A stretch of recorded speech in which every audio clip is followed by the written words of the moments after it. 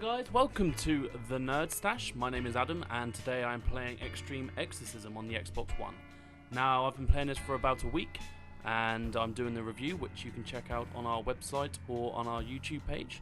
But I felt this was a game that the review doesn't necessarily do it justice. I mean, it's on paper quite a simplistic game, but as you play it and unlock new weapons and levels, it actually becomes more difficult, which is quite a nice touch. So I thought I'd just show you a couple of levels, a bit of gameplay, and just talk you through what the game is all about, really. So I've been playing the majority of the game with my partner, so all my high scores are actually on the 2-player one. So when you start, like I say, you can play up to 4 players. I will be on my own today, so you'll choose a character. I'll stick with my man Ace Blade. And we'll start. So this is the haunted house, and as you progress through the game you unlock new levels within the house itself. They're all very similar, but they will add in different circumstances. So the bedroom will feature bouncy beds, or the garden will have dangerous vines with spikes and such like that. But what we'll do, we'll just start in the graveyard, where is where you begin. And again, as you can see, you've got 5 levels here. They're all the same principle, but the actual levels are just slightly mixed up with different platforms and stuff. So what we'll do, we'll just go on a nice simple one like this. So as it starts, as you can see, I mean, it's fairly simple looking graphics wise. Now all these things around are weapons. Now as I've played the game quite a lot, I've got a lot of weapons unlocked. So you need to be careful what weapons you do, because as you will see, right, I'll pick up this knife. Oops, or I won't. Right, so I've now got a knife and a lightning bolt actually. So what I'm going to do is just kill this chair. Now this lightning bolt actually fires up and down, and the knife goes left and right. So as you can see, I'm firing in 4 directions. Now this chair's dead. So now we go to round 2. So weapons are still popping up, and as you can see, I've now picked up a rocket launcher. But this ghost is doing exactly what I did last round. So if we just watch him for a bit, as you can see, he's going exactly where I was before. And he'll even be able to fire the weapons I had, which you'll probably see in a second because I was a bit clumsy. So as he jumps up here, oops, there he goes, right, so, and they can kill you. And basically what you need to do is kill the ghost with the crown. So as I've got a rocket launcher here, there we go, that's him down. And now the next round, you're actually going to have 2 ghosts. Now the first ghost will remember the movements you made the first time, and the second ghost will be the one you need to kill, which will always wear the crown. And it starts to get pretty chaotic. So what I'm going to do is try and, oops. So, and, oh my god. Right, so I've got loads of weapons now. You can pick up to 3 at once. And there we go, he's dead. So, and this is how the game progresses. And like I say, the difficulty actually arises from the weapons you unlock, because the weapons themselves are pretty dangerous when in the hands of a ghost. So you can kill old ghosts and they will be gone, but they will return the next level until you get to angel wings. And what that will do, it's like the Ghostbusters basically, and will actually suck the souls away and they will be permanently gone. So some of these tools or weapons are actually really hard to use. Like I've got the ninja stars now, and what they will do is actually fire down. Oh, there we go. So I've just been hit by my own ghost. So as you can see, the gameplay starts to get a bit hectic when you've got all these ghosts running around. And what you start to learn as you play the game is you need to be quite strategical about when you fire. Oops, wow, this isn't going too well.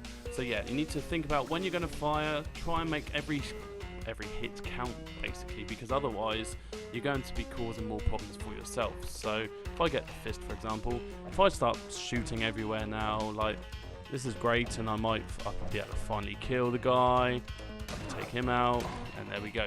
But now next round, that guy's going to be absolutely dangerous. So here we go, here's the angel wings. So what you want to do with the angel wings is try and collect as many souls as possible, so these ghosts now will not appear again. So, and that is essentially how you progress through the games. Now I'm just going to show you some of the weapons. So you've got sword attack, which is one of the better weapons because it's kind of quite confined. Oops, where am I? I'm down here. So again, baseball bat, which is standard. The axe is pretty tricky because it actually flies through everything and goes directly up to a corner. So, oh, my batteries are low, always good. So here come the angel wings. So what?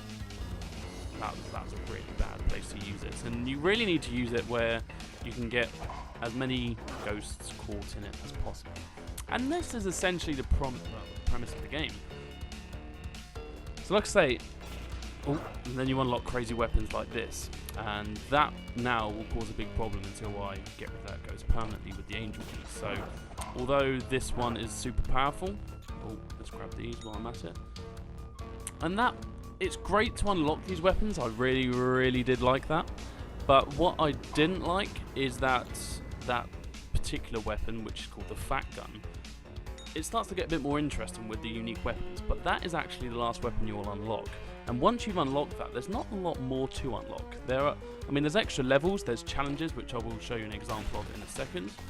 I'm just causing loads of problems now, just dance around. Oops.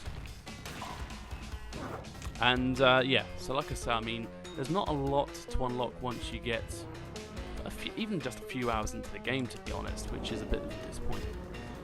A nice feature is, like I say, you can play up to 4 players, and it just becomes more and more hectic as time goes by. And the crown is always on the ghost of who killed the last crowned ghost, basically. So if you're playing 4 players, sometimes you have no idea what movements the ghosts make. Like if I was paying a bit more attention now, I'd remember, right, my character went there, did this. So you kind of learn around your own mistakes, whereas when it's 2 or 3 or 4 players, you actually don't really know what they did, and therefore you don't know what the computer did either. So it actually, normally in games when you add extra players in, the gameplay becomes easier. Not in this game, it actually becomes a lot trickier. So as you can see, I mean, this is one of the earlier levels. I'm doing pretty well, so I'm just going to quit that one anyway. And I'm just going to show you a quick challenge map. So what these guys do is, basically, they'll just give you a stipulation that you have to play with. So they've always got a name on such, but for example, right, let's try Time Warp. So the round will reset every 12 seconds until you beat 5 rounds. So it could be something bizarre like this. Right, so I need a weapon. This is an example of one of the new levels. So this is the kitchen, I think. So you've actually got fire spewing from the ground at times. So what you need to do, so this level, well, there we go, got me already. And here we are, got a grenade launcher here. Oh wow, let's go really madly. Okay, so the ground actually, right, I see. So right, there we go. And this is what the challenge mode is basically. So there's one of those. I'll just show you one more. Yep, failed that. Okay, so no touching. So kill 10 ghosts when they are poisoned to the touch. So I'm not even sure what that means, but we'll have a look. So again, this is another gameplay mechanic, and when you're outside in the garden, I think this is, and the wind will actually blow you around. And again, you're seeing loads of weapons here. So what this does is shoots a fireball, which actually runs along the floor. That chair's pretty smart to jump over it, and you won't get away from that. Right, so I've got a certain amount of kills. So I've got a rocket launcher now, which is nice. Oops. Ooh. It's amazing to see sometimes, like, you jumping over obstacles like this, because it looks like the AI is actually taking control, but it is completely what you did the time before, which is quite funny. And like I say, this is the premise of the game, and oh my god, right, so I'm not doing too well here again. So it is fairly simplistic, but it's one of those games you can kind of pick up, play. If you've got friends around, it's great. Like I say, it's more chaotic, up to 4 players, it's good arguing with each other, and it starts to become a bit more tactical as well when you actually talk to each other and tell each other exactly what you did in the previous life. So you start to become more of a team, really. So anyway, that's just a small sample of Extreme Exorcism, and it's available on the Xbox One. And go to thenerdstash.com and check out the review if you're more interested. Cheers, guys. Thanks.